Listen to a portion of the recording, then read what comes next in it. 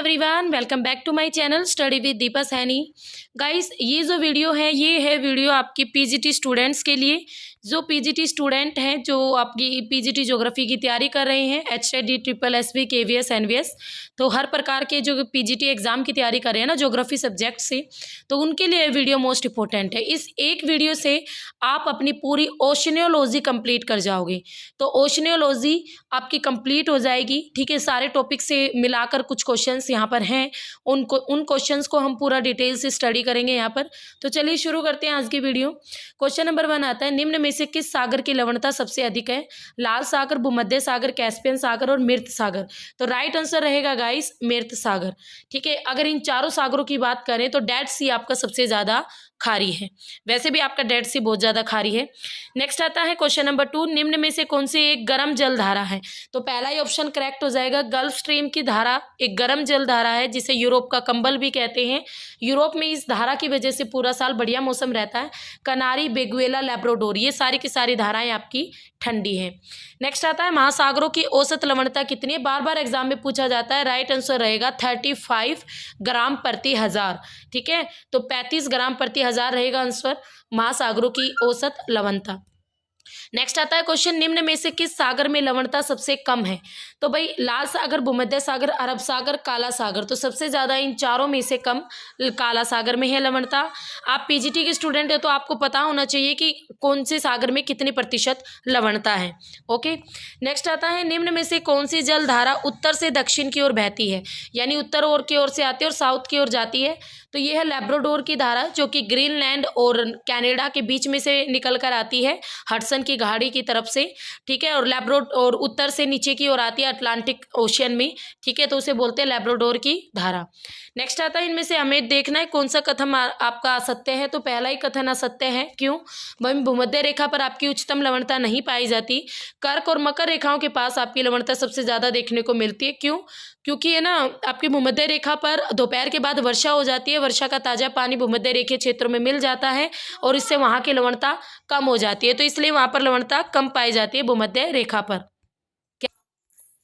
Next आता है guys question number 7, Caspian सागर के उत्तरी भाग में जो लवणता है वो दक्षिणी भाग की तुलना में कम है और ध्रुवों की ओर जाने पर लवणता घटती है। ये कथन आपका बिल्कुल करेक्ट है कि जैसे जैसे आप भूमध्य रेखा से, कर्क रेखा से पोलर एरिया की तरफ जाओगे ना, तो आपकी जो सैलिनिटी है वो कम होती चली जाएगी। इसी तरीके से जो कैस्पियन सागर है आपका एशिया प्लस यूरोप के बीच में, तो उसके उत्तरी भाग में भी, ये उत्तरी भाग जो बिल्कुल ऊपर की ओर चला जाता है, ठीक है, तो वहाँ की लवणता दक्षिणी भाग की तुलना में कम है, क्योंकि उत्तरी भाग आपका ध्रुवों के निकट चला जाता है इस वजह से। बट यहाँ पर दोनों कथन तो सही है, बट ये व्याख्या नहीं दे रहा, ठीक है। ये व्याख्या नहीं दे रहा क्योंकि जो कैस्पियन सागर है इसका जो उत्तर वाला पार्ट है वो लगभग आपका बात करें तो हम 66.5 डिग्री तक ही पड़ता है, इससे ज़्यादा उत्तर की ओर नहीं है। नेक्स्ट आता है क्वेश्चन नंबर 8, आपको फिर से रॉन्ग देखना है। उत्तरी गोलार्ध की औसत लवणता दक्षिणी गोलार्ध से कम है, ये कथन बिल्कुल करेक्ट है। गल्फ स्ट्रीम की धारा यूरोप के उत्तर पश्चिम तट पर लवणता को बढ़ा देती है, हाँ जी। प्रति चक्रवातीय जो दशाएं हैं वो लवणता को घटा देती है, ये कथन गलत है। देखो, चक्रवात का लवणता से कोई लेना देना नहीं होता, ठीक है। घटाना बढ़ाना तो साइक्लोन का कोई लेना देना नहीं होता, इस चीज़ को अपने माइंड में सेट कर लेना। भूमध्य सागर के पूर्वी भाग में पश्चिम भाग की तुलना में अधिक लवणता पाई जाती है, ये भी कथन करेक्ट है, ठीक है। तो आंसर हो जाएगा ऑप्शन नंबर सी। नेक्स्ट आता है, निम्न में से किस महासागरीय भाग में कम लवणता पाई जाती है? उत्तरी अटलांटिक, उत्तरी प्रशांत, दक्षिण अटलांटिक या दक्षिण प्रशांत। तो देखो, सबसे ज्यादा अगर हम लवणता की बात करें तो वो पाई जाती है भाई आपकी उत्तरी अटलांटिक या अंध महासागर में, ठीक है। तो सभी महासागरों में उत्तरी अटलांटिक महासागर में आपकी सबसे ज्यादा लवणता देखने को मिलती है, तो ध्यान रखना। नेक्स्ट आता है वही क्वेश्चन नंबर 10, सागरीय जल में सबसे ज़्यादा मात्रा में मिलने वाला संगठक तत्व, तो सभी जानते हैं सोडियम क्लोराइड। 77.8% जो नमक की मात्रा है और इस नमक में आपका सोडियम क्लोराइड सबसे ज़्यादा मात्रा में पाया जाता है, तो आंसर हो जाएगा क्लोराइड। आप सोडियम आंसर ना करोगे, क्लोराइड आंसर करोगे, ठीक है। सोडियम और क्लोराइड अगर दोनों अलग अलग लिखे हैं तब आप क्लोराइड को ही टिक करोगे। नेक्स्ट आता है क्वेश्चन नंबर 11, उत्तरी गोलार्ध के महासागरों की सतह का जल दक्षिणी गोलार्ध के जल की अपेक्षा अधिक गर्म पाया जाता है। भाई उत्तरी गोलार्ध में जो महासागर है और दक्षिणी गोलार्ध में, तो भाई दक्षिणी गोलार्ध के जल की अपेक्षा ना आपका उत्तरी गोलार्ध वाला पानी ज़्यादा गर्म है। तो उत्तरी गोलार्ध में स्थलीय भाग भाग के अधिकता है। बिल्कुल राइट। जो उत्तरी गोलार्ध है ना, वहाँ पे आपका लैंड एरिया अधिक है, दक्षिणी गोलार्ध में लैंड एरिया कम है। तो जो लैंड एरिया है वो भाई आपका क्या हो जाता है, वो गर्म रहता है काफ़ी देर तक, ठीक है। और इसी वजह से उत्तरी गोलार्ध का जो महासागरों का पानी है वो भी ज़्यादा गर्म होता है दक्षिणी गोलार्ध के जल की अपेक्षा। तो दोनों कथन सही है और दोनों एक दूसरे की व्याख्या भी कर रही हैं। नेक्स्ट आता है क्वेश्चन नंबर 12, निम्न में से कौन महासागरीय सतह के तापमान को प्रभावित करने वाला सबसे महत्वपूर्ण कारक है। तो महासागरीय सतह के तापमान को, यानी पानी ठंडा है या गर्म, इस चीज़ को सबसे ज़्यादा प्रभावित करती है महासागरीय धाराएं। कैसे धाराएं, जो धारा आपकी भूमध्य रेखा से ध्रुवों की ओर जा रही है वो भूमध्य रेखा से गर्म पानी को ले जाएगी अपने साथ साथ। ध्रुवों की ओर से जो धारा भूमध्य रेखा की ओर आती है तो वो अपने साथ साथ ठंडा पानी लाती है। तो इस तरीके से तापमान को बहुत प्रभावित करती है महासागरीय धाराएं। नेक्स्ट आता है क्वेश्चन नंबर 13, वृहत ज्वार का तात्पर्य है। वृहत यानी बड़े लेवल का ज्वार, तो इसका तात्पर्य क्या होता है भाई, उच्चतर उच्च ज्वार और उच्चतर निम्न ज्वार नहीं। उच्च जो आपका टाइड होगा ना वो तो आपका हाई लेवल का होगा, और भाई जो आपका भाटा होता है या निम्नतम निम्न ज्वार, ठीक है। तो उच्चतम उच्च ज्वार, एक साइड आपका बहुत हाई लेवल का ज्वार और दूसरी साइड निम्न यानी लो लेवल का। नेक्स्ट आता है क्वेश्चन नंबर 14, दक्षिणी गोलार्ध की औसत लवणता उत्तरी गोलार्ध से अधिक है। उत्तरी गोलार्ध में स्थलीय भाग की अधिकता है। तो इस कथन को ध्यान से समझना भाई, उत्तरी गोलार्ध में आपका लैंड एरिया अधिक है, बिल्कुल ठीक। दक्षिणी गोलार्ध की जो लवणता है वो उत्तरी गोलार्ध से अधिक है। क्यों अधिक, क्यों अधिक है भाई, क्योंकि दक्षिणी गोलार्ध में आपका कोई भी लैंड एरिया नहीं है इतना ज़्यादा, तो वहाँ पर पानी बिल्कुल सीधा खुला चलता है और इससे लवणता भी उतनी ही बनी रहती है। अब लैंड एरिया है तो किसी में नदी आके मिल गई समुद्र में, ताज़ा पानी ले आई, कैल्शियम कार्बोनेट की मात्रा होती है नदी के पानी में और वो समुद्र में मिला देती है और खारेपन को कम कर देती है। तो दोनों ही कथन करेक्ट हैं और आर ए की सही व्याख्या है। नेक्स्ट आता है क्वेश्चन नंबर 15, लाल सागर के जल का तापमान फारस की खाड़ी से अधिक है। बाल्टिक का सागर का जो जल है वो काला सागर से अधिक खारा है और भूमध्य सागर का जो ताप है वो कैलिफोर्निया की खाड़ी से अधिक है। तो इनमें से कौन सा कथन ठीक है। तो भाई जो भूमध्य सागर का जो अगर हम बात करें और कैलिफोर्निया की खाड़ी, तो भूमध्य सागर तो आपका पड़ता है 23.5 डिग्री के लगभग और कैलिफोर्निया की खाड़ी और भी आपकी ऊपर चली जाती है नियर अबाउट 50 से 60 डिग्री के आसपास, ठीक है। तो ये कथन तो बिल्कुल करेक्ट है। लाल सागर के जल के टेम्परेचर की बात करें फारस की खाड़ी से अधिक है, ये भी कथन करेक्ट है। फारस की खाड़ी से अधिक है भाई लाल सागर के जल का तापमान, ठीक है। तो हमारा कथन हो जाएगा 1 और 3। बाल्टिक सागर का जल आपके काले सागर से अधिक खारा नहीं है। नेक्स्ट आता है क्वेश्चन नंबर 16, निम्न में से कौन सा एक कथन सत्य है। बेगुला प्रशांत महासागर की एक ठंडी धारा, बिल्कुल करेक्ट। बेगुएला की धारा आपकी प्रशांत महासागर की एक ठंडी धारा है। उसके अलावा महासागरीय जो लवणता है कर्क और रेखा जो बेगुएला धारा भाई प्रशांत महासागर में नहीं है, वैसे तो ये ठंडी धारा है बट ये प्रशांत महासागर में नहीं है। ये आपकी बेगुएला की धारा अटलांटिक ओशियन में पड़ती है। तो ये कथन इसलिए गलत है। महासागरीय लवणता कर्क और मेकर रेखाओं पर अधिकतम होती है, बिल्कुल करेक्ट और हद से ज़्यादा बार रिपीट होने वाला क्वेश्चन। सबसे ज़्यादा लवणता, सबसे ज़्यादा तापमान, ये दोनों क्वेश्चन अगर आपसे पूछे आप आंख बंद करके कर्क और मकर रेखा के आसपास वाला एरिया डालोगे, ठीक है। सबसे ज़्यादा अधिक तापमान भी और अधिक लवणता भी। सूर्य, चंद्रमा और पृथ्वी एक सीधी रेखा में होती है तो लघु ज्वार की स्थिति होती है, गलत। पृथ्वी पर प्रतिदिन ठीक 12 घंटे और 20 मिनट बाद ज्वार आता है। तो निम्न से कौन सा एक कथन सत्य है। तो भाई ये थोड़ा ये मुझे गलत लग रहा है। बाकी हमारी पृथ्वी पर 12 घंटे 20 मिनट ये बिल्कुल ठीक है, एक ज्वार आता है, ठीक है। तो इसको कर लेना। नेक्स्ट आता है क्वेश्चन नंबर 17, ये आपका इंपॉर्टेंट क्वेश्चन, ये थ्योरी पूछी जाती है बार बार। ज्वार भाटा की उत्पत्ति, यानी ज्वार भाटा की जो उत्पत्ति है, कैसे ज्वार उत्पन्न होते हैं, भाटा उत्पन्न होते हैं, तो इससे संबंधित अलग अलग विद्वानों के अलग अलग थ्योरीज हैं। तो उसी से रिलेटेड एक थ्योरी है प्रागामी तरंग सिद्धांत। ये किसने दी थी, वेल ने दी थी, वेल महोदय ने दी थी, ठीक है। नहर सिद्धांत एरी महोदय का था और संतुलन सिद्धांत न्यूटन महोदय का था, ठीक है। तो इनको आप ध्यान रखोगे। नेक्स्ट आता है क्वेश्चन नंबर 18, अक्षांश में वृद्धि के साथ तापमान का गिरना दक्षिण अंध महासागर की अपेक्षा उत्तरी अंध महासागर में अधिक तीव्र गति से होता है। यानी दक्षिणी अंध महासागर की अपेक्षा उत्तरी अंध महासागर में टेम्परेचर का गिरना अधिक, ये गलत है वही कथन। नेक्स्ट, गर्म जल धाराओं की उपस्थिति के कारण उत्तरी अटलांटिक में उच्च अक्षांशों पर सापेक्षिक रूप से उच्च तापमान रिकॉर्ड किए जाते हैं। गर्म जल धाराओं के कारण, बिल्कुल ठीक, क्योंकि गर्म जल धारा एक नॉर्वे की गर्म जल धारा बहती है जिसे गल्फ स्ट्रीम के नाम से भी जानते हैं। ये आपके उत्तरी अटलांटिक में बहती है और इसी की वजह से ऊंचे अक्षांशों पर आपका टेम्परेचर अच्छे रिकॉर्ड किए जाते हैं। तो ए गलत है बट आर कथन करेक्ट है। नेक्स्ट आ जाता है भाई क्वेश्चन नंबर 19। यहाँ पर आपके सामने कुछ धाराएं दी गई हैं, आपको बताना कौन सी धारा किस महासागर में है। फॉर एग्जाम्पल देखो, बेगुएला की धारा वहाँ प्रशांत महासागर लिखा हुआ था, दक्षिणी अटलांटिक में बहती है। अगुलहास की धारा हिंद महासागर में बहती है। एल नीनो, भाई हमारे एल नीनो की बात करें तो एल नीनो आपकी दक्षिणी प्रशांत में, और क्यूरोसिवो की धारा उत्तरी प्रशांत महासागर में बहती है। ठीक है, ये क्यूरोसिवो जापान के निकट बहती है और एल नीनो आपकी बहती है।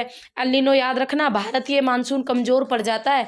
एल नीनो जिस साल स्ट्रोंग होती है उस साल आपका मानसून यानी वर्षा कम होती है, भारत में सूखा पड़ता है। ठीक है, तो एल नीनो भारतीय मानसून को प्रभावित करती है। नेक्स्ट आता है क्वेश्चन नंबर 20। क्यूरोसिवो एक गर्म जलधारा है और ये कैसे बहती है, ये फिलीपींस से जापान की ओर बहती है।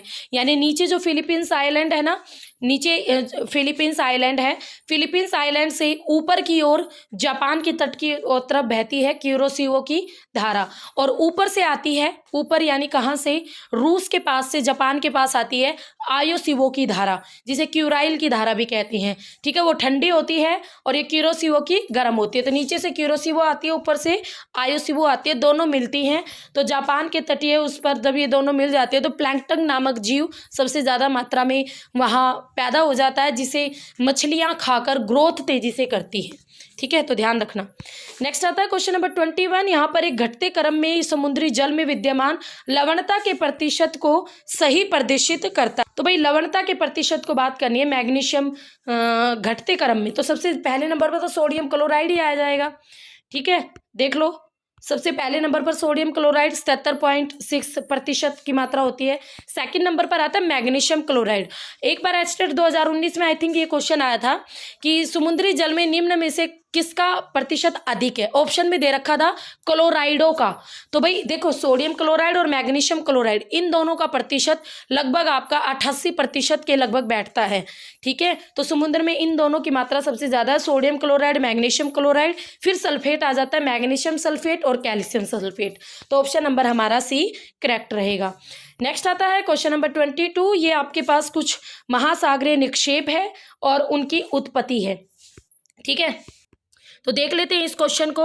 नैरेटिक पदार्थ, पैलेजिक पदार्थ, टेरोपोड उज और डायटम उज, और यहाँ पर इनकी उत्पत्ति कैसे होती है, किस प्रकार के पदार्थों की उत्पत्ति कैसे होती है, आपको ये बताना है। ये सभी आपके है ना महासागरीय निक्षेप होते हैं, यानी महासागरों के अंदर होते हैं। ठीक है, तो यहाँ पर अगर हम बात करें नैरेटिक पदार्थ की, तो ये समुद्री जीवों और वनस्पतियों के मृत अवशेषों से बनते हैं। पैलेजिक पदार्थ ये आपके शैवाल होते हैं, शैवाल के टाइप होते हैं। टेरोपोड उज, जो टेरोपोड उज होते हैं ये प्लैंक्टोनिक मोलस्क के कवच होते हैं। और डायटम उज अत्यंत सूक्ष्म वनस्पति अवशेष होते हैं, डायटम उज। ठीक है, तो यहाँ पर आप ध्यान रखना, नैरेटिक पदार्थ क्या होते हैं, समुद्री जीवों और वनस्पतियों के मृत अवशेष। और पैलेजिक पदार्थ क्या होते हैं, शैवाल के प्रकार। टेरोपोड उज होते हैं प्लैंक्टोनिक मोलस्क के कवच। और भाई डायटम उज होते हैं अत्यंत सूक्ष्म वनस्पति अवशेष। ठीक है, तो ये सारे मैंने आपको बता दिए हैं। आगे आता है भाई क्वेश्चन नंबर 23, देख लेते हैं। परवाल भीति निर्मित होती है। परवाल भीति निर्मित होती है किससे, ज्वालामुखी चट्टानों से। तो देखो, परवाल भीति मैं आपको सीधा ही बता देती हूँ। समुद्र के अंदर समुद्री जो जीव होते हैं, जब वो जीव बहुत भारी मात्रा में मर जाते हैं, ठीक है, जिन्हें आप शैवाल कह लो, चाहे कुछ भी कह लो, तो ये जीव जब मरते हैं तो इनके शरीर एक दूसरे के ऊपर ही लेयर बाय लेयर जम जाते हैं और एक चट्टान की तरह एक रोक सी बन जाती है, जिसे कहते हैं समुद्र जीवों से बनी परवाल भीति। तो चूना पत्थर का एक ढांचा बना देते हैं, जिसे हम परवाल भीति या कोरल रीफ कहते हैं। नेक्स्ट आता है question number 24। Again important question. सबको पता है गल्फ स्ट्रीम गर्म धारा है, यूरोप के पश्चिमी तट पर बहती है, यूरोप का कंबल कहते हैं। पश्चिमी पवन प्रवाह की बात करें तो जो पश्चिम लग गया ना, तो पछुआ पवनों के कारण जल की ओर मंद प्रवाह होता है पश्चिमी पवन प्रवाह का। पेरू की धारा भाई एक ठंडी जल धारा है, प्रशांत महासागर में बहती है। पश्चिमी ऑस्ट्रेलियन धारा ये आपकी हिंद महासागर में बहती है, ठीक है, हिंद महासागर में बहती है पश्चिमी ऑस्ट्रेलियन धारा, और ये भी एक ठंडी जल धारा है। तो ये धारा से रिलेटेड क्वेश्चन तो एग्जाम में बनता ही बनता है, तो इसको आप ध्यान से कर लेना। नेक्स्ट आता है, नीचे दिए गए रेखा चित्र में आपको कौन से प्रकार की भित्ति यानी एक्स चिन्ह से क्या दिखाया गया है? तो ऑप्शन देख लो, एक्स चिन्ह से। तो देखो ये हमारा पूरा समुद्र है, ये समुद्र है, ये आपकी ये लगा लो कि कोई आपकी परवाल भित्ति है, ठीक है, कोई, और ये यहाँ तक फैली हुई है। तो यहाँ पर हमारा ये कौन सा एरिया, ये कोस्टल एरिया है, तो कौन सी परवाल भित्ति होगी?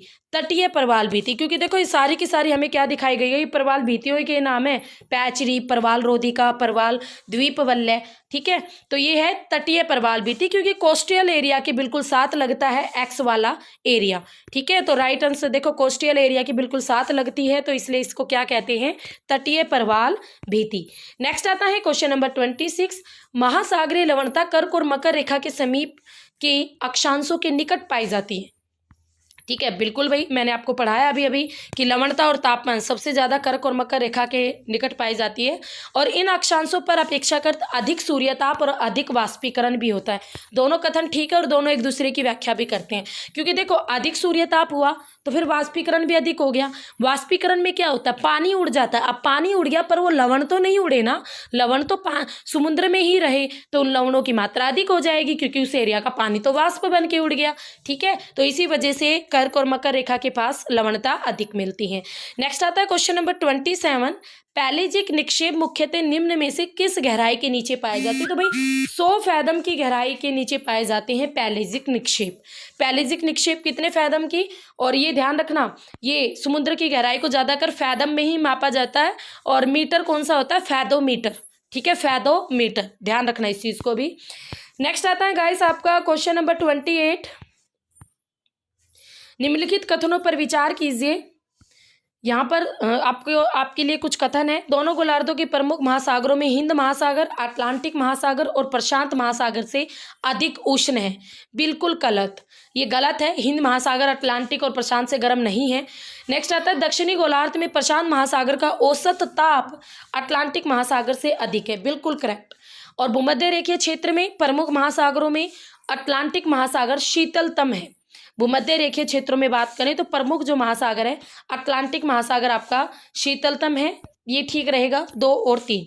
नेक्स्ट आता है क्वेश्चन नंबर 29, सभी महासागरों में प्रशांत महासागर के जल का तापमान सबसे अधिक है, और इसका कारण है प्रशांत महासागर में अन्य महासागरों की तुलना में अधिक गर्म जल धाराओं की उपस्थिति। ऐसा कुछ नहीं है, बट ये चीज़ ठीक है कि भाई सभी महासागरों में प्रशांत महासागर के जल का टेम्परेचर अधिक है। नेक्स्ट आता है क्वेश्चन नंबर 30, कथनों पर विचार कीजिए। भूमध्य रेखीय सागरों में पानी की लवणता कम होती है, क्यों कम होती है भाई भूमध्य रेखीय सागरों में पानी की लवणता? एक तो अमेजन और कांगो जैसी बड़ी नदियां समुद्र में मिलती है, बिल्कुल ठीक, क्योंकि नदियां अपने साथ ताज़ा पानी लाती है जिसमें कैल्शियम कार्बोनेट की मात्रा अधिक होती है, और जिस वजह से पानी में लवणता कम हो जाती है। वाष्पीकरण कम होता है, भाई वाष्पीकरण तो अधिक होता है, ये तो गलत ही होगा। आर्कटिक और अंटार्कटिक का पानी भूमध्य रेखा के पानी में मिश्रित होता है। कहाँ? आर्कटिक और अंटार्कटिक, ये भी गलत। यहाँ पर वर्षा अधिक होती है, ये ठीक है। तो 1 और 4 ठीक है। यहाँ पर पानी की लवणता कम पाए जाने का कारण है कि भाई बड़ी बड़ी नदियाँ अपना पानी लाती है समुद्र में, और दूसरा वर्षा बहुत अधिक होती है जिससे मीठा पानी मिल जाता है और खारा पानी कम हो जाता है। नेक्स्ट आता है क्वेश्चन नंबर आपका 31, उज संबंधित है। उज किसे कहते हैं? ज्वालामुखी निक्षेपों से, स्थलजात निक्षेपों से, आपके पैलेजिक निक्षेपों से, प्रवाल भित्तियों से। तो जो आपके पैलेजिक निक्षेप होते हैं, जो ये आपको मैंने बताया था वनस्पति के मृत पार्ट समुद्र के अंदर ही, तो उन्हें कहते हैं उज, ठीक है, क्या कहेंगे? उज। नेक्स्ट आता है क्वेश्चन नंबर 32, निम्न में से कौन सा एक जल में लवणता की मात्रा के बढ़ते क्रमानुसार सही है? बाल्टिक सागर, आर्कटिक सागर, कैलिफोर्निया की खाड़ी और लाल सागर। तो भाई लवणता के बढ़ते में बताना है, तो बाल्टिक सागर में 14 ग्राम प्रति 1000 के लगभग होती है, फिर आर्कटिक आएगा आपका, फिर कैलिफोर्निया की खाड़ी और फिर लाल सागर। तो ऑप्शन नंबर बी हमारा करेक्ट होगा। नेक्स्ट आता है, यहाँ पर हमें सुमेलित करनी है चीज़ें। गाद, लाल मिट्टी, नीपंक और बजरी, मतलब हमें निक्षेप बताना कि ये कहाँ कहाँ जमे हुए मिलते हैं। तो गाद मिलती है भाई महासागरीय ढालों पर, लाल मृत्तिका मिलती है महासागरीय गड्ढों में, और नीपंक मिलते हैं मैदानों में, और बजरी मिलती है शेल्फ यानी ऊपर वाले एरिया में, ठीक है। तो ये सारे के सारे आपके मिला दिए गए हैं। नेक्स्ट क्वेश्चन आता है गाइस, क्वेश्चन नंबर 34। उष्णकटिबंधीय सवाना में समीपवर्ती उष्णकटिबंधीय वर्षा वनों की तुलना में जाति विविधता काफ़ी कम है, और सवाना में जाति विविधता को नियंत्रित करने में अग्नि कारक की भूमिका है। तो देखो, उष्णकटिबंधीय सवाना में बात करें ना, तो वर्षा वनों की तुलना में जाति विविधता काफ़ी कम है। ये कथन देखो आपका गलत है, ऑप्शन यहाँ पर दिए हुए नहीं है। बाकी मैं बता दूँ, ये कथन आपका गलत है, क्योंकि वहाँ पर तो आपकी जो जीव विविधता है, जाति विविधता, वो काफ़ी ज़्यादा अलग अलग टाइप की वनस्पति है। सवाना में जाति विविधता को नियंत्रित करने में अग्नि कारक की भूमिका होती है। तो ये कथन तो ठीक है कि कहीं ना कहीं अग्नि, जब आग लग जाती है तो काफ़ी जीव मर जाते हैं, बट ये वाला कथन गलत है। नेक्स्ट आता है क्वेश्चन नंबर 35। निम्न में से कौन से कारक महासागरीय जल के तापमान के क्षैतिज वितरण को प्रभावित करते हैं? क्षैतिज यानी हॉरिजेंटल आपका डिस्ट्रीब्यूशन। तो महासागरीय जल की गहराई, मध्य महासागरीय कटक, महासागरों की आकृति और सनातनी पवनी। तो देखो, अगर महासागरीय जल के टेम्परेचर की बात करें तो इसके हॉरिजेंटल डिस्ट्रीब्यूशन को एक तो मध्य महासागरीय कटक, ठीक है, जो होती हैं वो प्रभावित करती हैं। क्षैतिज टेम्परेचर की बात करें, महासागरों की आकृति प्रभावित करती हैं, पवनें प्रभावित करती हैं, क्योंकि कहीं ना कहीं इसके ऊपरी भाग से रिलेटेड होती है। बट महासागरीय जल की गहराई, ये गहराई को है ना, उसमें वर्टिकल में डाला जाता है, हॉरिजेंटल में नहीं डाला जाता। तो एक ये नहीं होगा, बाकी ये आपके तीनों होंगे। नेक्स्ट आता है क्वेश्चन नंबर 36। निम्नलिखित युग्मों में से कौन सा एक समुद्री जल में अधिक लवणता के लिए उत्तरदायी है? उच्च वाष्पीकरण, उच्च तापमान और उच्च वर्षा। तो भाई, समुद्र जल में अधिक लवणता के लिए अगर उच्च वर्षा हो गई तो मीठा पानी मिल जाएगा। कहाँ की अधिक लवणता? उच्च वाष्पीकरण, उच्च तापमान और निम्न वर्षा। तो यही ऑप्शन हमारा करेक्ट रहेगा। नेक्स्ट आता है क्वेश्चन नंबर 37। निम्न में से कौन सा समुद्री धाराओं को परिवर्तित करने वाला कारक नहीं है? तटरेखा की दिशा और आकृति, बिल्कुल करेक्ट। किसी भी तट से पानी टकराता है तो फिर आगे की ओर मूवमेंट करता है, तो धारा को बदलेगा।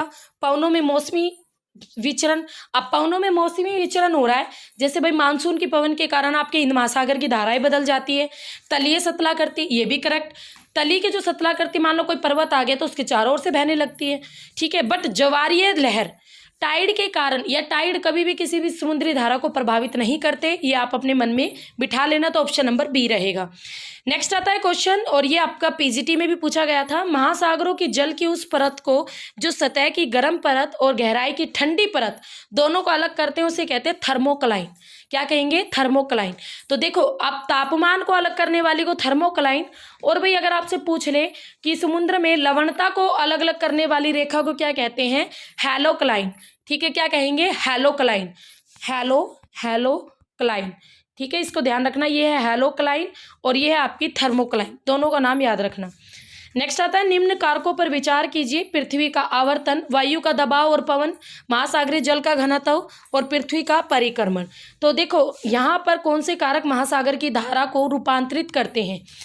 तो पृथ्वी का आवर्तन यानी घूमना, ये तो करता ही है, और फिर हवा चलती है, पवनें चलती है, उस वजह से भी पानी में मूवमेंट आती है। महासागरीय जल के घनत्व की वजह से भी, क्योंकि अधिक घनत्व का जो जल होता है ना, भारी जल, वो नीचे नीचे बहता है, हल्के घनत्व वाला पानी यानी गर्म जल वो ऊपर ऊपर बहता है। और पृथ्वी का परिक्रमण कभी भी समुद्री धारा को प्रभावित नहीं करता। परिक्रमण उसे कहते हैं जब पृथ्वी सूर्य के चारों ओर चक्कर लगाती है, ठीक है, तो उसका धारा से कोई लेना देना नहीं होता। तो 1 2 3 आपका आंसर हो जाएगा। नेक्स्ट आता है क्वेश्चन नंबर 40। रेडियोलेरियन निपंख पाए जाते हैं। तो ये बहुत गहराई पर पाए जाते हैं भाई, 2000 से 5000 फैथम की गहराई पर देखने को मिलते हैं रेडियोलेरियन निपंख। नेक्स्ट आता है भाई, यहाँ पर नीचे दिए गए 2 कथन है, एक को कथन ए कहा, दूसरे को आर। तो यहाँ पर देखो ये रहेगा, पहले में तो भाई दोनों सही है और दोनों सही व्याख्या है, फिर दोनों सही है पर व्याख्या सही नहीं है। ए सही है, आर गलत है, ए गलत है, आर सही है। चलिए करते हैं। तो क्वेश्चन नंबर 41, क्योंकि इस तरीके के क्वेश्चन में बच्चों को काफ़ी डाउटफुल रहता है, तो इसी तरीके के क्वेश्चन करेंगे हम सबसे पहले। तो यहाँ पर सबसे पहले आता है भाई क्वेश्चन नंबर 41। औसत सागरीय लवणता सामान्यतः विषुवत रेखा से ध्रुवों की ओर घटती जाती है, किंतु 20 से 30 डिग्री अक्षांश पर उच्चतम लवणता प्रदर्शित करते हैं, है ना। तो ये वही चीज़ आ गई ना, जो चीज़ मैं आपको बताना चाह रही थी भाई, आपके कर्क मकर रेखाओं के पास उच्चतम लवणता और उष्ण कटिबंध में उच्च लवणता, उच्च तापमान और उच्च वाष्पीकरण विशेष रूप से निम्न वर्षा की देन है, यानी वर्षा नहीं होती, ये सब कुछ ऊंचा होता है। बिल्कुल दोनों कथन करेक्ट है और दोनों एक दूसरे की सही व्याख्या कर रही हैं। ठीक है, नेक्स्ट आता है क्वेश्चन नंबर 42। ऊंचे अक्षांशों के परिबद्ध सागरों की सतह पर दर्ज किया गया तापमान अपेक्षाकृत अधिक गहराई में दर्ज किए गए तापमान से कम होता है। महासागरों की सतह प्रत्यक्ष रीति से सूर्यताप प्राप्त करती है और उष्मा चालन की प्रक्रिया द्वारा महासागरों के निचले भाग की ओर संचलित होती है।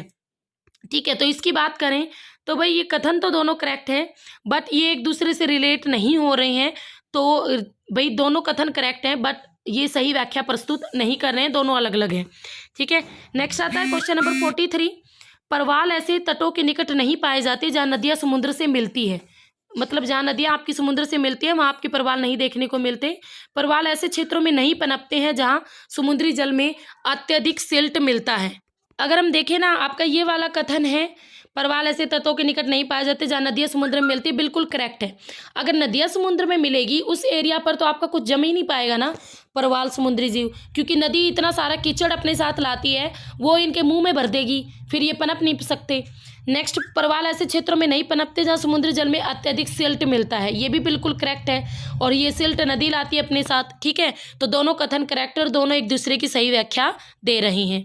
नेक्स्ट क्वेश्चन आता है 44। यद्यपि ब्रिटेन और लैब्राडोर की अक्षांशीय स्थिति समान है, फिर भी ब्रिटेन की जलवायु शीतोष्ण है और लैब्राडोर की जलवायु ठंडी है। ब्रिटेन के किनारे आपकी गर्म महासागरीय धारा चलती है और लैब्राडोर पर ठंडी धारा चलती है।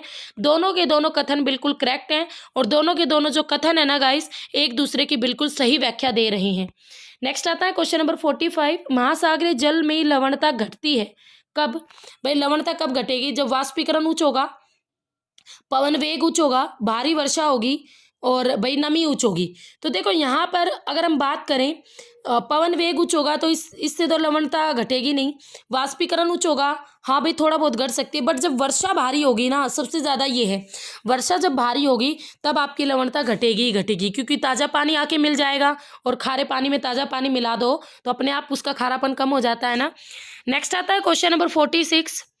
प्रत्येक महाद्वीप के पश्चिमी किनारों पर 20 से और 30 डिग्री अक्षांशों के बीच अत्यंत सूक्ष्म मरुस्थल महासागर की सीमा की ओर स्थित है। ठीक है भाई, स्थित है। प्रत्येक महाद्वीप के पश्चिमी तट के पास ठंडी जलधारा बहती है। तो ये इस कथन की बात करें ना, पश्चिमी किनारे पर 20 से 30 डिग्री अक्षांशों के बीच अत्यंत सूक्ष्म मरुस्थल की सीमा की ओर स्थित है, महासागर की सीमा की ओर स्थित है, ये कथन आपका करेक्ट है, बट प्रत्येक महाद्वीप में नहीं है। ठीक है, इसलिए ये इनकरेक्ट हो गया। प्रत्येक महाद्वीप में ये चीज़ नहीं है।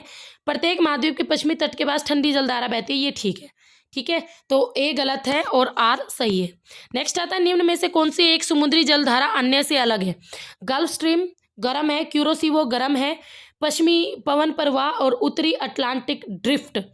तो भाई ये तीनों की तीनों क्या हैं? ये तीनों की तीनों आपके प्रवाह हैं, बट उत्तरी अटलांटिक ड्रिफ्ट है ये, यानी पूरे उत्तरी अटलांटिक महासागर का जब एक सर्कल बन जाता है तो उसे बोलते हैं उत्तरी अटलांटिक ड्रिफ्ट। तो ये तीनों से अलग है। ठीक है, वो आपकी धाराएं हैं और ये आपका एक ड्रिफ्ट है, एक प्रवाह है बड़े लेवल का। नेक्स्ट आता है क्वेश्चन नंबर 48। कौन सा सुमेलित नहीं है?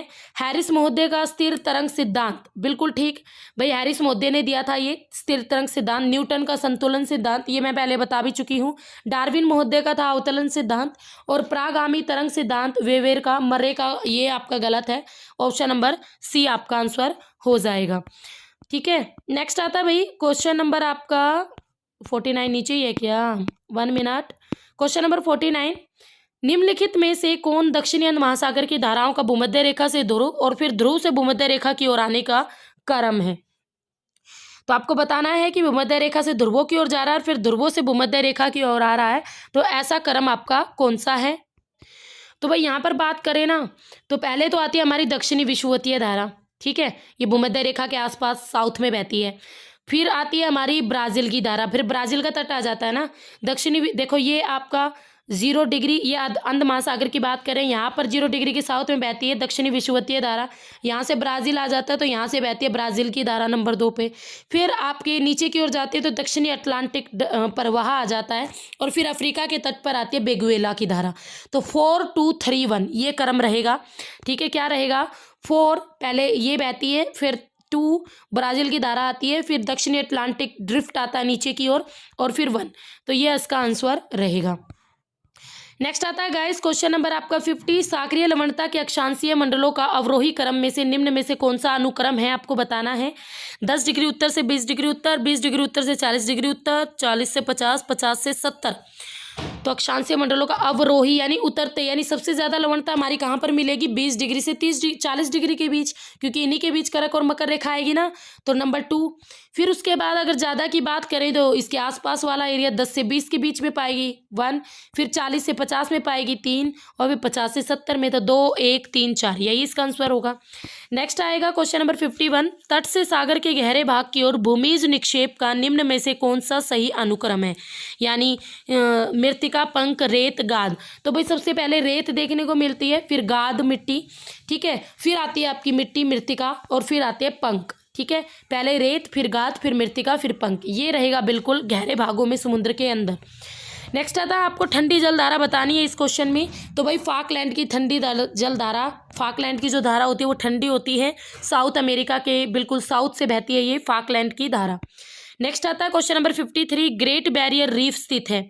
तो ये क्वींसलैंड के तट के पूर्व में स्थित है, ऑस्ट्रेलिया के अंदर जो क्वींसलैंड तट है, क्वींसलैंड है, क्वींसलैंड का जो पूर्वी तट है वहाँ पर एक ग्रेट बैरियर रीफ, संसार की सबसे लंबी प्रवाल भित्ति के नाम से इसे जाना जाता है। नेक्स्ट आता है क्वेश्चन नंबर 54, निम्न में से किस महासागर की धाराओं की प्रवाह की दिशा मौसमी उत्क्रमण, भाई उत्तरी हिंद महासागर। मौसम के अनुसार धाराओं में परिवर्तन सिर्फ उत्तरी हिंद महासागर की में होता है, जब आपका मानसून आता है और मानसून लौटता है तो इन्हीं दोनों की वजह से इसकी धाराएं बदल जाती हैं। नेक्स्ट आता है क्वेश्चन नंबर 55, प्रवाल विरंजन परिणाम है गर्म समुद्री धाराओं का, भूमंडलीय उष्मन का, समुद्री जल प्रदूषण का, या समुद्री जल की लवणता वृद्धि का। तो जो प्रवाल विरंजन है वो भूमंडलीय उष्मन का एग्जाम्पल है, उसका रिजल्ट है। नेक्स्ट आता है क्वेश्चन नंबर 56, निम्नलिखित में से किस महासागरीय धारा की दिशा में मौसमी परिवर्तन के साथ उल्टाव हो जाता है। तो इसमें आपकी जो सोमानी धारा है हिंद महासागर में बहती है, तो इसमें उल्टाव, इसका उल्टी बहने लग जाती है। जैसे ही मौसमी परिवर्तन होता है हिंद महासागर में, वैसे ही इस धारा में भी परिवर्तन हो जाता है। नेक्स्ट आता है क्वेश्चन नंबर 57, उज है एक। उज क्या है?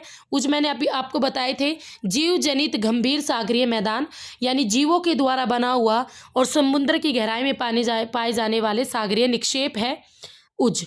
नेक्स्ट आता है क्वेश्चन नंबर 58, यहाँ पर इसकी लवणता और सादरता के बढ़ते क्रमानुसार आपको करेक्ट जो है वो बताना है, ठीक है। तो ये हम क्वेश्चन पहले भी कर चुके हैं लवणता। तो भाई पहले बाल्टिक सागर आएगा, फिर आर्कटिक, फिर कैलिफोर्निया की खाड़ी, फिर लाल सागर, ठीक है, लाल सागर।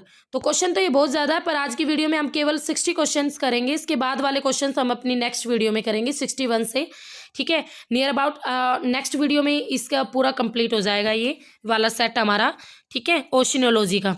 और हाँ भाई, अगर कोई बच्चा पेड कोर्स लेना चाहता है तो पीजीटी ज्योग्राफी और नेट ज्योग्राफी का पेड कोर्स अवेलेबल है। अचीवर्स एकेडमी ऐप ज्वाइन कीजिए। उसके लिए आपको प्रवाल उच्च लवणता युक्त सागर में विकसित होते हैं और लवणता युक्त जल में कैल्शियम की कमी होती है। हाँ भाई, कैल्शियम की कमी होगी, अगर कैल्शियम की ज़्यादा मात्रा हो जाएगी तो वो खारा पानी नहीं रहेगा। और परवाल जो होते हैं वो उच्च लवणता युक्त सागर में, बिल्कुल गलत। जो परवाल भित्ति होती है वो अधिक लवणता वाले सागर में नहीं बनते, मीडियम सा पानी चाहिए उनको। ए गलत है, आर सही है। नेक्स्ट आता है सारगेसो सागर फेमस है। भाई ये सारगेसो बहुत बार एग्जाम में आ चुका है। ये आपका ना कहाँ पाया जाता है? उत्तरी अंध महासागर में, कर्क रेखा के आसपास पाया जाता है, उत्तरी अंध महासागर में, ठीक है, आपके यूएसए के आसपास, यूएसए के पूर्वी तट के पास। और ये समुद्री शैवाल से, यानी एक समुद्री घास होती है इसमें, और ये समुद्री घास चारों ओर से इसको अलग रखती है अंध महासागर से। तो एक स्थिर जल माना जाता है कि पानी वहाँ पर कॉन्सोनेंट रहता है, ठीक है। तो ये था सारगेसो सागर। नेक्स्ट आता है भाई हमारा क्वेश्चन नंबर आपका 60 है ये। और इसके बाद आज ये वीडियो हम यहीं रोक देंगे। इससे आगे के क्वेश्चन मैं नेक्स्ट पार्ट में करवाऊंगी। आयोसीवो, फाकलैंड धारा, मोजाम्बिक धारा, लैब्राडोर धारा, ठीक है। जो आयोसीवो की जो धारा है वो दक्षिणी प्रशांत में बहती है, बिल्कुल गलत। आयोसीवो तो आपकी उत्तरी प्रशांत में बहती है। फाकलैंड की धारा भाई दक्षिणी अटलांटिक महासागर, बिल्कुल करेक्ट है ये तो। मोजाम्बिक की धारा हिंद महासागर में बहती है, करेक्ट है। मोजाम्बिक की धारा भाई आपके वहाँ पर जो अफ्रीका का आइलैंड है ना, उसके पास बहती है। लैब्राडोर की धारा उत्तरी प्रशांत में बहती है, बिल्कुल गलत, ये उत्तरी अंध महासागर में बहती है। तो 2 और 3 इसका करेक्ट हो जाएगा। तो गाइस ये थे आपके 60 क्वेश्चंस ओशिनियोलॉजी से रिलेटेड, ठीक है। कैसे 61 तक हम पहले ही कंप्लीट कर चुके थे फर्स्ट पार्ट में। निम्न में से कौन से कारक युग्म पृथ्वी के महासागरीय जल में 2 प्रत्यक्ष ज्वारों के मध्य 52 मिनट के अंतराल के लिए उत्तरदायी है? तो भाई इनमें से बताना आपको कौन से कारक की वजह से सीधा सीधा भाई ज्वार उत्पन्न होते हैं। पृथ्वी का घूर्णन, चंद्रमा का घूर्णन, पृथ्वी का परिक्रमण और चंद्रमा का परिक्रमण। तो देखो पृथ्वी का घूर्णन होता है, एक तो ये पृथ्वी का घूर्णन, और दूसरा होता है चंद्रमा का परिक्रमण। इन दोनों की वजह से पृथ्वी अपने अक्ष पर घूमती है और चंद्रमा पृथ्वी के चारों ओर घूमता है। तो 1 और 4 रहेगा इसका राइट आंसर, और यही है 2 ज्वारों के बीच में 52 मिनट के अंतराल के लिए उत्तरदायी। पूरी थ्योरी समझोगे ना, फिर ये चीज़ क्लियर हो जाएगी। नेक्स्ट आता है क्वेश्चन नंबर 63, समुद्री जल में निम्न में से कौन सा लवण क्लोराइड के बाद सबसे ज़्यादा मात्रा में मिलता है? तो भाई देखो सबसे पहले नंबर पर मिलता है सोडियम क्लोराइड, दूसरे नंबर पर मिलता है मैग्नीशियम क्लोराइड, और तीसरे नंबर पर मिलता है मैग्नीशियम सल्फेट। तो सल्फेट रहेगा तीसरे नंबर पर। आपको ये पूरी टेबल याद होनी चाहिए, पीजीटी और नेट स्टूडेंट ध्यान से सुन लो। नेक्स्ट आता है क्वेश्चन नंबर 64, शीत दीवार संबंधित है। भाई शीत दीवार गल्फ स्ट्रीम से संबंधित है, ठीक है। ये जो गल्फ स्ट्रीम की धारा होती है ये गर्म जल धारा होती है, और जैसे ये यूरोप के पश्चिमी तट पर पहुंचती हैं तो वहाँ पर ये माना जाता है कि उसकी शीत, जो बर्फ़ की शीत दीवार उसको ये तोड़ देती है, और भाई पूरे यूरोप में इसकी वजह से अच्छा मौसम बना रहता है, बर्फ़ नहीं जमती। नेक्स्ट आता है क्वेश्चन नंबर 65, प्रवाल भित्ति और एटोल के निर्माण से संबंधित निम्न में से कौन सा सिद्धांत डार्विन से रिलेटेड है? भाई डार्विन का था अवतलन का सिद्धांत, एरी महोदय का था नहर सिद्धांत, एयरी का था नहर सिद्धांत, डार्विन का था अवतलन सिद्धांत, और मर्रे का था स्थिर स्थल सिद्धांत, ठीक है। इन सबको आप याद रखना, ये थ्योरीज इंपॉर्टेंट है बहुत। नेक्स्ट आता है क्वेश्चन नंबर 66, नैरेटिक पदार्थों का संबंध है।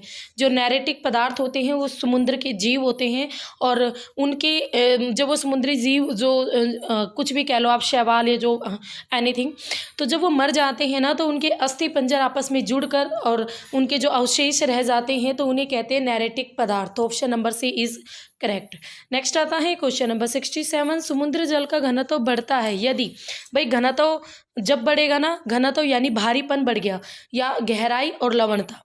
जब समुद्र के पानी में लवण बहुत ज़्यादा मात्रा में होंगी लवण, तो पानी में क्या होगा, घनत्व बढ़ेगा, पानी में वज़न बढ़ेगा, और है ना ये हमेशा ये चीज़ गहराई में मिलती है। क्यों? ऊपरी सतह पर तो आपका गरम पानी रहता है ना, और गर्म पानी मतलब नॉर्मल पानी चलता है, उबलता हुआ पानी नहीं, नॉर्मल पानी बहता ऊपर और आपकी गहराई में ठंडा पानी बहता है। और लवण भी जो होते हैं वो भी आपकी गहराई में जितनी अंदर तक जाओगे लवण की मात्रा बढ़ती जाती है, पर ज़्यादा गहराई पर नहीं, एक सीमा ऐसी भी आती है कि ये रुक जाते हैं, ठीक है। नेक्स्ट आता है वही क्वेश्चन नंबर आपका 68, निम्न में से कौन सी ठंडी धारा नहीं है? आपको बताना है। फाकलैंड की तो ठंडी धारा जो कि साउथ अमेरिका के साउथ तट से बहती है, कैलिफोर्निया की धारा वही यूएसए के पश्चिमी तट से बहती है, पश्चिमी ऑस्ट्रेलियन धारा वही ऑस्ट्रेलिया कॉन्टिनेंट के पश्चिम की ओर से बहती है, और ये तीनों की तीनों आपकी ठंडी धाराएं हैं। और अगुलहास की धारा बात करें तो ये आपकी एक गर्म जल धारा है, ठीक है। अगुलहास की धारा कैसी है? गर्म जल धारा है। नेक्स्ट आता है क्वेश्चन नंबर 69, ब्रिटिश द्वीप समूह के बंदरगाह जाड़ों की ऋतु में नहीं है। ब्रिटिश द्वीप समूह उत्तरी अटलांटिक ड्रिफ्ट के प्रभाव में आते हैं। बिल्कुल सही, जो ब्रिटिश द्वीप समूह है जैसे यूके और जो भी आसपास के आइलैंड है, ठीक है, यूनाइटेड किंगडम, ग्रेट ब्रिटेन, ये वाले, तो ये उत्तरी अटलांटिक ड्रिफ्ट के प्रभाव में आते हैं, इसीलिए इनके बंदरगाह जाड़े की ऋतु में नहीं होते, ठीक है। ए और आर दोनों सही है, और आर और ए की सही व्याख्या कर रहा है। नेक्स्ट आता है कौन सा कथन इसमें आपको बताना रोंग है? लाल सागर में लवणता उत्तर से दक्षिण की ओर बढ़ती है। जैसे जैसे हम लाल सागर की बात करते हैं तो भाई जो उसकी लवणता है उत्तर से दक्षिण की ओर बढ़ती है। नेक्स्ट, अरब सागर की लवणता बंगाल की खाड़ी से अधिक है। नेक्स्ट, प्रति चक्रवातीय दशाएं जल का घनत्व बढ़ाती हैं। नेक्स्ट, निम्न अक्षांशों में महाद्वीपों के पश्चिम भाग में जल का घनत्व अधिक पाया जाता है। तो यहाँ पर देखिए ना, तो आपकी जितनी लाल सागर में भी उत्तर से जैसे साउथ की ओर जाओगे तो बढ़ती है घनत्व। अरब सागर की लवणता, अरब सागर आपका ज़्यादा खारा है बंगाल की खाड़ी से, याद रखना। बंगाल की खाड़ी कम खारी है क्योंकि उसमें ज़्यादा नदियाँ अपना पानी डालती हैं, गंगा भी, ब्रह्मपुत्र भी, और इधर महानदी, और भाई गोदावरी, कृष्णा, कावेरी, ये सारा अपना पानी बंगाल की खाड़ी में डालती है, तो इसलिए बंगाल की खाड़ी कम खारी है। प्रति चक्रवातीय दशाएं, ये भी जल की घनत्व को बढ़ाती है। और ये भी कथन ठीक है। निम्न अक्षांशों में महाद्वीपों के पश्चिम भाग में जल का घनत्व अधिक पाया जाता है, ये भी ठीक है भाई। ये ऑप्शन नंबर 1 आपका गलत है। लाल सागर की जो लवणता है उत्तर से दक्षिण की ओर नहीं बढ़ती, दक्षिण से उत्तर की ओर बढ़ती है। जैसे जैसे आप उत्तर की ओर जाते हो ना तो वहाँ बढ़ती है, ये थोड़ा गलत है। ऑप्शन नंबर ए रहेगा, सॉरी फॉर दैट। नेक्स्ट आता है क्वेश्चन नंबर 71, किस देश के तट पर एल नीनो धारा प्रकट होती है? बढ़िया क्वेश्चन भाई। ब्राज़ील, पेरू, पश्चिमी ऑस्ट्रेलिया, अलास्का। तो एल नीनो जो धारा है जिससे भारतीय मानसून बहुत ज़्यादा कमज़ोर पड़ता है, जिस साल एल नीनो प्रकट होती है, दिसंबर के महीने में प्रकट होती है ये। ठीक है, इसे चाइल्ड क्राइस्ट इसकी शाब्दिक अर्थ कहा गया है। ठीक है, तो ब्राज़ील, पेरू, तो भाई पेरू जो कंट्री है साउथ अमेरिका की, दक्षिण अमेरिका की, उसके तट पर पैदा होता है एल नीनो। नेक्स्ट आता है क्वेश्चन नंबर 72, निम्न युग्मों में से कौन सा एक युग्म सही नहीं है? मर्तबान खाड़ी, यंगोन। तो भाई यही युग्म आपका करेक्ट नहीं है। ठीक है, मर्तबान खाड़ी, यंगोन करेक्ट नहीं है। तोंगकिंग खाड़ी आपकी शंघाई में पड़ती है जापान की। मन्नार की खाड़ी त्रिकोण में पड़ती है। अकाबा की खाड़ी काहिरा, ठीक है, इनमें पड़ती है। तो मर्तबान खाड़ी, यंगोन, ये आपका करेक्ट नहीं है। नेक्स्ट आता है सारगेसो सागर स्थित, बहुत इंपॉर्टेंट क्वेश्चन है, पीजीटी और नेट दोनों में ही हद से ज़्यादा बार रिपीट होने वाला क्वेश्चन है ये। सारगेसो जो सागर है ना वो पड़ता है आपका उत्तरी अंध महासागर में, और यहाँ पर एक शैवाल नाम की घास पाई जाती है, समुद्री घास। और अगर अक्षांश की बात करें तो भाई 20 से 40 या 20 से 35 डिग्री उत्तरी अक्षांशों के बीच पाया जाता है सारगेसो सागर। ये इस घास ने चारों ओर से इसको उत्तरी अंध महासागर से अलग कर दिया है। तो इसे एक ये भी कहते हैं कि भाई ये जो सागर है चारों ओर से अलग थलग है कुछ इस तरीके से। तो सारगेसो सागर याद रखना उत्तरी अंध महासागर में पड़ता है। नेक्स्ट आता है क्वेश्चन नंबर 74, मिश्रित ज्वार भाटा कहते हैं। मिश्रित ज्वार भाटा किसे कहेंगे?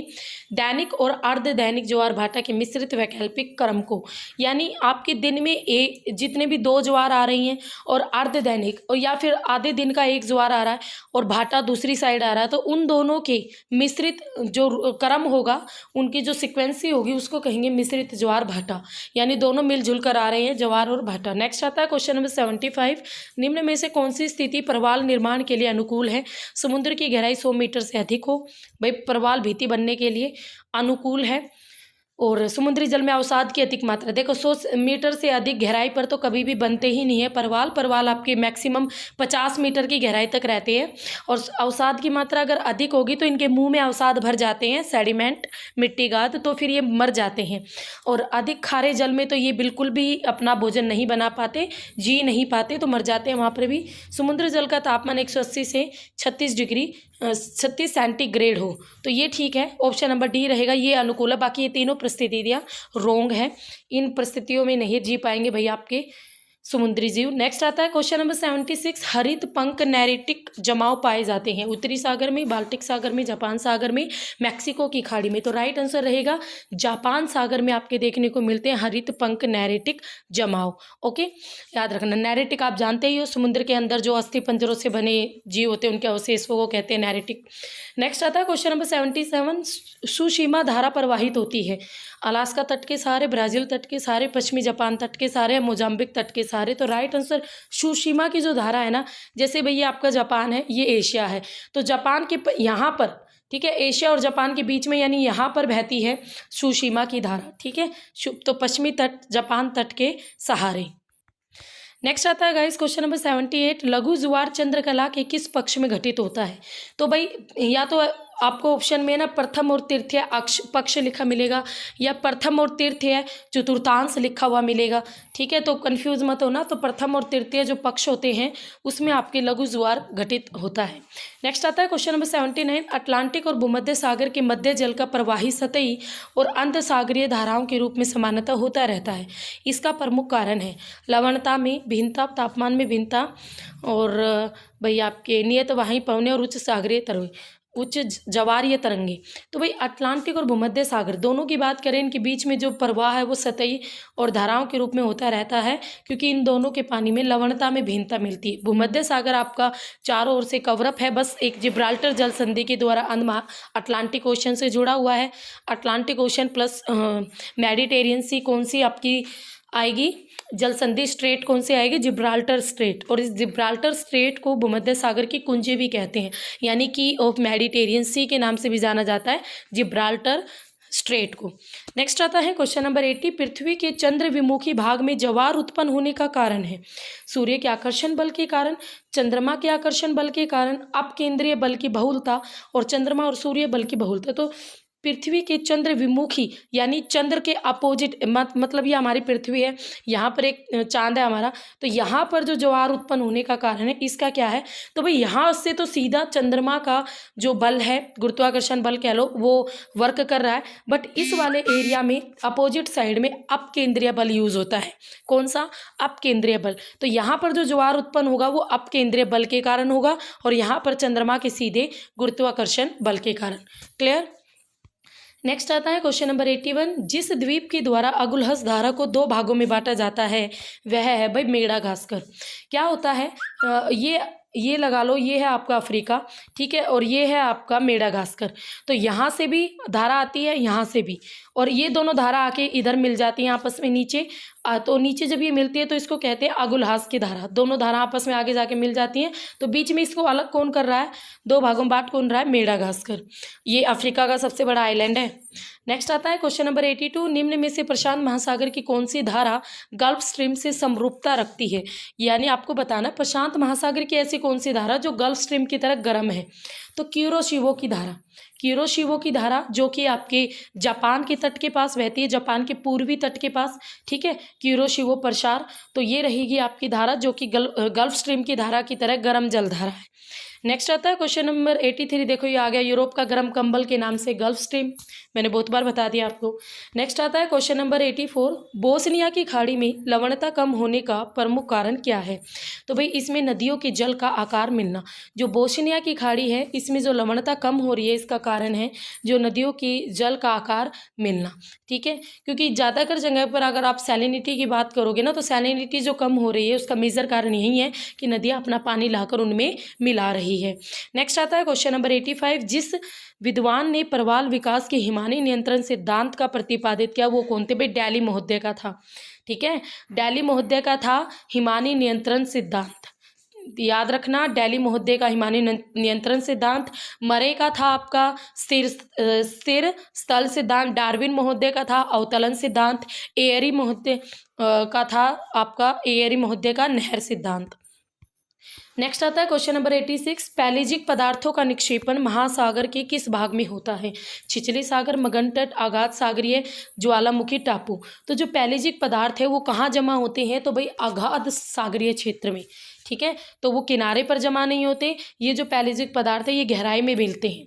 नेक्स्ट आता है क्वेश्चन नंबर 87, 2 भिन्न बायोम के मिलन के संक्रमण क्षेत्र को क्या कहते हैं, इकोटोन।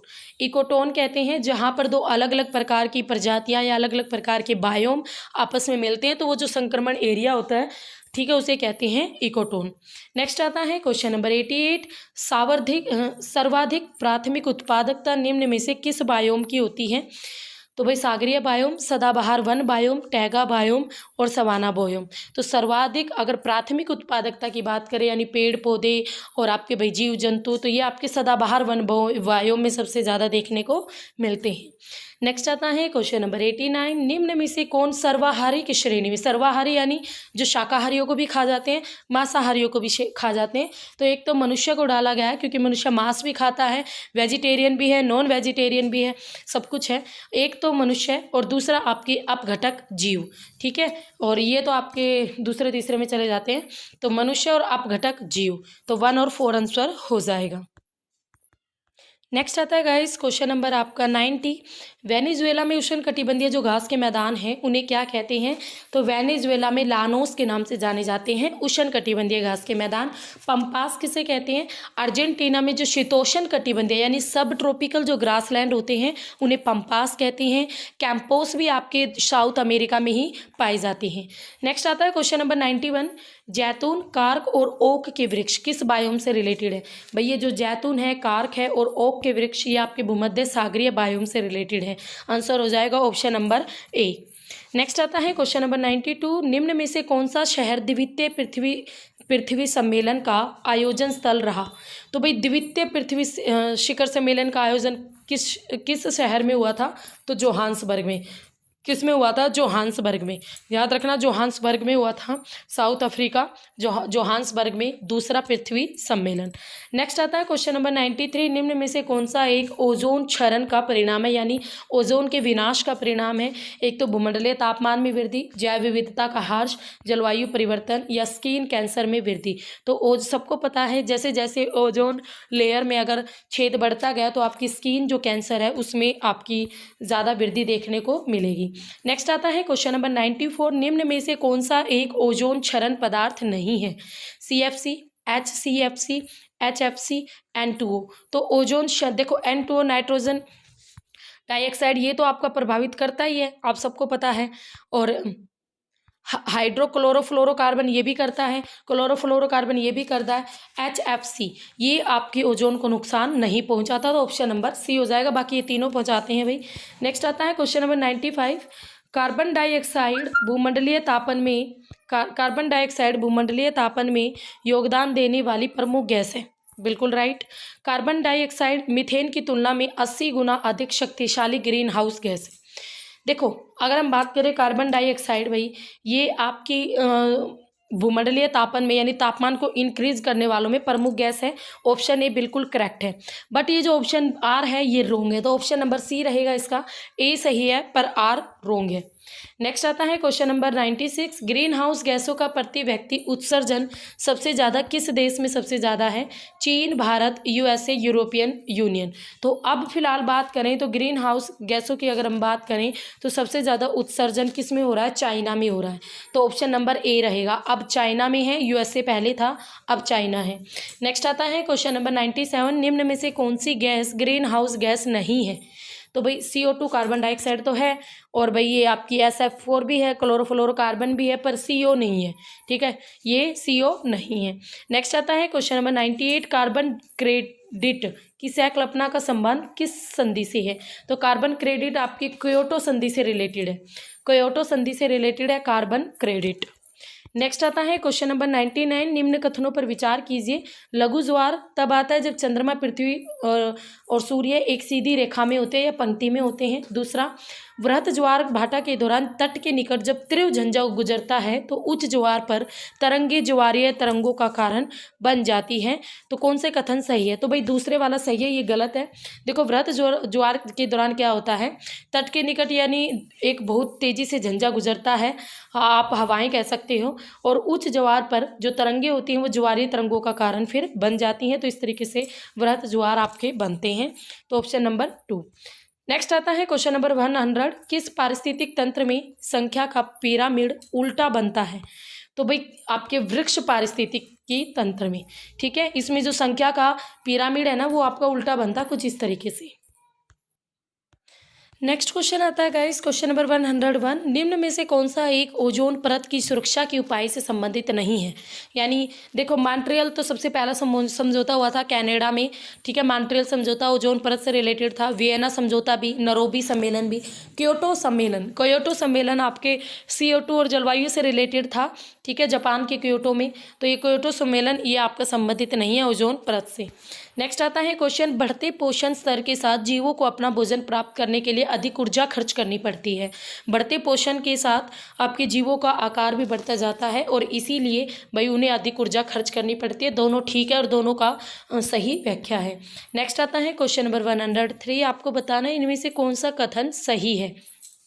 इकोलाइन जैविक समुदाय खासकर वनस्पति के परिवर्तन के ढाल को प्रदर्शित करती है। इकोलाइन जो होती है वो प्रौढ़ पारिस्थितिकी तंत्र को प्रदर्शित करती है। इको लाइन समान पारिस्थितिकी संसाधन के स्थानों को मिलाने वाली रेखा को प्रदर्शित करती है। बिल्कुल करेक्ट रहेगा ऑप्शन नंबर सी। जो इको लाइन होती है ना, वो एक समान जो पारिस्थितिकी संसाधन है, जो इकोलॉजिकल हमारे रिसोर्सेज हैं, उनके जो एरियाज हैं उनको मिलाने वाली एक लाइन है जिसे कहते हैं इको लाइन। नेक्स्ट आता है क्वेश्चन नंबर 104। समुद्री जल में तीव्र घनत्व परिवर्तन दिखाने वाली रेखा कहलाती है। तो देखो समुद्र के जल में, ये भी एग्जाम में क्वेश्चन आ जाता है, जो हमारा बहुत तेजी से बढ़ता हुआ घनत्व है उसको दिखाने वाली, घनत्व परिवर्तन को दिखाने वाली रेखा को कहते हैं पिक्नोक्लाइन। क्या कहते हैं? पिक्नोक्लाइन। हैलोक्लाइन किसे कहते हैं? जो समुद्री के जल में लवणता को प्रदर्शित करेगी, हैलोक्लाइन। थर्मोक्लाइन किसे कहेंगे? समुद्र की गहराई में जो तापमान को प्रदर्शित करती है, थर्मोक्लाइन। ठीक है। और पिक्नोक्लाइन क्या होती है? घनत्व को, तीव्र घनत्व परिवर्तन को प्रदर्शित करने वाली रेखा। तो एक क्वेश्चन में 3 रेखाएं आपकी हो गई हैं। नेक्स्ट आता है क्वेश्चन नंबर आपका 100। नेक्स्ट आता है गाइस क्वेश्चन नंबर आपका 105। किसी पारिस्थितिकी तंत्र में प्रथम पोषण स्तर पर क्या होते हैं? प्राथमिक उत्पादक। यहाँ पर वो नहीं दे रखा था ना, प्राथमिक उत्पादक दे रखा था। अगर खाली उत्पादक दे रखा हो तब भी आप इसी को क्लिक करोगे। नेक्स्ट आता है इकोलॉजी शब्द का सबसे पहले यूज़ भाई टोंसले महोदय ने किया था। बार बार रिपीट होने वाला क्वेश्चन है ये। टोंसले महोदय ने सबसे पहले इकोलॉजी वर्ड का यूज़ किया था। नेक्स्ट आता है सामान्य बातचीत के दौरान ध्वनि की तीव्रता होती है। तो भाई सामान्य बातचीत के दौरान जो हमारी ध्वनि की तीव्रता होती है वो आपकी कितनी होती है? 60 डेसिबल होती है। ठीक है। और 90 डेसिबल जब हम चिल्लाते हैं वो होती है। तो 60 डेसिबल होती है, ये फुसफुसाहट वाली होती है 20 डेसिबल जब हम कान में किसी के बात करते हैं। नेक्स्ट आता है क्वेश्चन नंबर 108। झीलों और तालाबों में न्यूट्रिफिकेशन का प्रमुख कारण है। तो भाई जो झीलें और जो तालाब है उनमें न्यूट्रिफिकेशन का कारण क्या है? नाइट्रेट और सल्फेट की साधन में वृद्धि। तो option number A he correct हो जाएगा। जो झीलें और तालाब है उनमें न्यूट्रिफिकेशन किस वजह से आता है? उसमें नाइट्रेट और सल्फेट की जो मात्रा है उसमें वृद्धि। नेक्स्ट आता है क्वेश्चन नंबर 109। मीना माता रोग का संबंध है। तो ये मीना माता रोग बड़ा फेमस है और भाई नेट में तो बहुत ज़्यादा पूछा जाता है। तो ये आपका पारा विषाक्त, यानी पारा है वो पानी में मिल गया था और उसकी वजह से ये मीना माता रोग बहुत ज़्यादा फैल गया था। तो पारा विषाक्तता इसका आंसर होगा। नेक्स्ट आता है क्वेश्चन नंबर 110। भारत में आर्सेनिक प्रदूषित भूम जल किस राज्य की सबसे बड़ी समस्या है? तो आर्सेनिक प्रदूषित भूम जल हरियाणा, राजस्थान, पश्चिम बंगाल, तमिलनाडु। तो भाई पश्चिम बंगाल की है ये समस्या। आर्सेनिक से रिलेटेड भूम जल है, यानी जो पृथ्वी का जल है उसके अंदर आर्सेनिक की मात्रा भरी हुई है। नेक्स्ट आता है क्वेश्चन नंबर अम्ल वर्षा के लिए जिम्मेदार गैसें कौन सी हैं? तो अम्लीय वर्षा के लिए एक तो आपकी नाइट्रोजन डाइऑक्साइड और एक सल्फर डाइऑक्साइड, ये दोनों मेन गैसें हैं जो कि अम्ल वर्षा के लिए जिम्मेदार है। नेक्स्ट आता है कौन सी गैस को दम घोटू गैस भी कहते हैं? तो भाई CO को। दम घोटू यानी जब आपको सफोकेशन महसूस होती है ना, आपने देखा होगा किसी क्लास में आप सफोकेशन महसूस हो रही है, ज़्यादा लोग हैं तब आपको घुटन महसूस हो रही है, तब उस एरिया में आपकी CO की मात्रा ज़्यादा बढ़ जाती है। तो इस गैस की वजह से ये सब कुछ होता है। तो थोड़ा ध्यान रखना, इसको भी इंपॉर्टेंट है ये। ठीक है। बार बार क्वेश्चन रिपीट होता है दम घोटू गैस से। नेक्स्ट आता है क्वेश्चन नंबर 113। निम्न में से किस देश ने क्योटो प्रोटोकॉल पर हस्ताक्षर नहीं किए? तो भाई किसने नहीं किए थे? USA ने, बट बाद में कर दिए थे, शुरू में नहीं किए थे। क्योटो प्रोटोकॉल पर हस्ताक्षर साइन नहीं किए थे USA ने। नेक्स्ट आता है क्वेश्चन नंबर 114। जैसे जैसे आप भूमध्य रेखा से ध्रुवों की ओर जाते हो तो प्राथमिक जो उपभोक्ता है वो कम होती जाती है, सॉरी उत्पादकता कम होती जाती है। बिल्कुल करेक्ट। अब क्या भूमध्य रेखा से ध्रुवों की ओर सौर विकिरण में परागमी हार्श होता है? हाँ जी। देखो जो पेड़ पौधे आपको भूमध्य रेखा के आसपास वाले हरे सदाबहार वन देखने को मिलेंगे वो आपको ध्रुवों पर थोड़ी ना मिलेंगे। और इन सब का मेजर कारण क्या है? सूर्य की रोशनी का प्रॉपर हर एरिया में एक जगह ना पहुंचना। ठीक है। तो दोनों ही कथन करेक्ट है और दोनों एक दूसरे की सही व्याख्या दे रहे हैं। नेक्स्ट आता है क्वेश्चन नंबर 115। वनस्पति अनुक्रम की संकल्पना का प्रतिपादन किस विद्वान ने किया था? भाई वनस्पति अनुक्रम की संकल्पना का प्रतिपादन किया था कलीमेंटस ने। इंपॉर्टेंट क्वेश्चन है ये। वनस्पति अनुक्रम की संकल्पना का प्रतिपादन किसने किया? कलीमेंटस महोदय ने। और वनस्पति के अनुक्रम की इन्होंने पूरी थ्योरी दी थी। नेक्स्ट आता है क्वेश्चन नंबर 116, निम्न में से कौन सा एक कथन असत्य है यानी गलत है। उच्च पोषण स्तरों के जो जीव होते हैं केवल अपने नीचे के एक पोषण स्तर से ही ऊर्जा प्राप्त करते हैं। बिल्कुल अगर हम बात करें ना, ये वाला जो अपने नीचे से एक पोषण स्तर से ऊर्जा प्राप्त करते हैं, ये कथन आपका रोंग है शुरू में ही।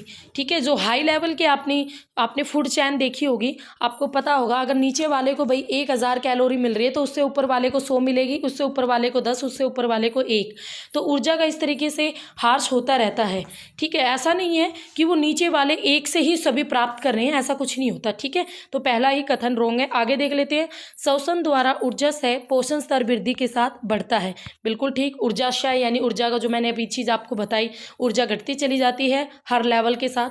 उच्च पोषण स्तर के जंतु निम्न पोषण स्तर के प्राणियों की तुलना में अधिक दक्ष होते हैं। बिल्कुल ठीक है भाई, जो हाई लेवल के पोषण स्तर के होते हैं वो निम्न वालों की तुलना में तो बहुत ज़्यादा अच्छे होते हैं। आहार जाल में कड़ियों की श्रृंखला बढ़ने से पारिस्थितिकी तंत्र की स्थिरता बढ़ती जाती है, ये भी ठीक है।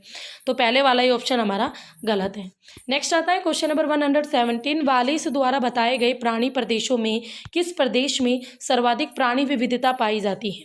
तो भाई पूरा आर्कटिक, प्राच्य, इथोपियन या नवायन वर्तीय। तो राइट आंसर रहेगा नवायन वर्तीय। तो सर्वाधिक जो प्राणी विविधता देखी जाती है नवायन वर्तीय में ही देखी जाती है। नेक्स्ट आता है क्वेश्चन नंबर 118, जीव समुदाय द्वारा निम्नलिखित में से किस ऊर्जा का सर्वाधिक उपयोग किया जाता है। तो भाई जो जीव समुदाय हैं, आणविक ऊर्जा, सौर ऊर्जा, ज्वारीय ऊर्जा, भूतापीय ऊर्जा या हमारी ज्वारीय। तो राइट आंसर भूतापीय ऊर्जा, यानी भूमि से जो तापमान, जो ऊर्जा जो आ रहा है उसी को ही जीव सबसे ज़्यादा यूज में लाते हैं। नेक्स्ट आता है क्वेश्चन नंबर 119, क्षेत्रीय विस्तार की दृष्टि से कौन सा जैव प्रदेश सबसे बड़ा प्राणी भौगोलिक प्रदेश है। तो इथोपियन प्रदेश। क्षेत्रीय विस्तार यानी एरिया की बात करें तो भाई सबसे बड़ा कौन सा है, इथोपियन प्रदेश है। इन सब के बारे में ना डिटेल से मैंने अपनी पीजीटी और नेट ज्योग्राफी में पढ़ा रखा कोर्स में। पेड कोर्स अवेलेबल है भाई अचीवर्स एकेडमी ऐप पर। आप जैसे अचीवर्स एकेडमी ऐप पर जाओगे वहाँ पर आपको पीजीटी का भी और नेट लेवल की ज्योग्राफी का भी पेड कोर्स दिखेगा। ठीक है, तो वहाँ से आप पेड कोर्स लेकर इन सब के बारे में पूरा डिटेल से पढ़ सकते हो। अभी मैं आपको डिटेल नहीं पढ़ा सकती क्योंकि एक ही चीज़ की 10-10 लाइनें हैं, जिसे हम बोलेंगे ना तो 4-5 घंटे की वीडियो बनेगी हमारी, है ना। और उसके अलावा गाइस अब मैंने अलग से क्वेश्चन सीरीज़ की प्लेलिस्ट बना दी है, ज्योग्राफी। ठीक है, ज्योग्राफी क्वेश्चन सीरीज़ प्लेलिस्ट का नाम है, और इस प्लेलिस्ट पर जाकर आपको सारे क्वेश्चंस ज्योग्राफी के मिल जाएंगे। ठीक है, फुल डिटेल में। नेक्स्ट आता है क्वेश्चन नंबर 120, निम्न में से कौन सा एक सही सुमेलित नहीं है। तो पृथ्वी शिखर सम्मेलन 1992 में हुआ था, तो 1995 में नहीं हुआ, तो यही हमारा रोंग है। स्टॉकहोम जो सम्मेलन था 1972 में हुआ था, बिल्कुल करेक्ट, 5 जून 1972। क्योटो सम्मेलन 1997 में हुआ था। मॉन्ट्रियल संधि जो हुई थी वो 1987 में हुई थी। तो पृथ्वी शिखर सम्मेलन 1992 में हुआ था, ऑप्शन नंबर सी हमारा गलत है। नेक्स्ट आता है क्वेश्चन नंबर 121, निम्नलिखित महासागरीय उज का गहराई के अनुसार बढ़ता क्रम बताना है। गहराई के अनुसार तो भाई टेरापोड आती है, फिर ग्लोबिजेरेना आती है। ये ग्लोबिजेरेना सबसे ज़्यादा मात्रा में है, और डाइटम आती है, फिर रेडियोलेरियन आते हैं। ये सभी के सभी उज हैं जो कि महासागर के अंदर गहराई पर मिलते हैं। ठीक है, तो पहले टेरापोड, फिर उससे ज़्यादा गहराई पर ग्लोबिजेरेना, फिर डाइटम, फिर रेडियोलेरियन सबसे ज़्यादा। नेक्स्ट आता है सबसे अधिक गहराई पर मिलने वाली पंख है। देखो, लाल पंख, हरी पंख, नीली पंख, ये तीनों समुद्र के अंदर पाई जाती है, इनके कलर्स होते हैं। तो जो नीली पंख है वो सबसे अधिक गहराई पर समुद्र के अंदर देखी जाती है, तो ऑप्शन नंबर डी हो जाएगा इसका राइट आंसर। नेक्स्ट आता है भाई क्वेश्चन नंबर आपका 123, और ये है हमारी आज की वीडियो का लास्ट क्वेश्चन। इसके बाद आगे के क्वेश्चन हम अपनी नेक्स्ट वीडियो में करेंगे। निम्न में से कौन सी उज सबसे ज़्यादा पाई जाती है। तो राइट आंसर होगा ग्लोबिजेरेना। ये पीजीटी में भी क्वेश्चन पूछा गया था। तो गाइस यहाँ पर मैं अपनी आज की वीडियो को ख़त्म करती हूँ। आगे के क्वेश्चन हम नेक्स्ट पार्ट में करेंगे। कैसी लगी वीडियो आप मुझे कमेंट बॉक्स में ज़रूर बताना। तो फिर मिलेंगे, तब तक के लिए हैव ए नाइस डे।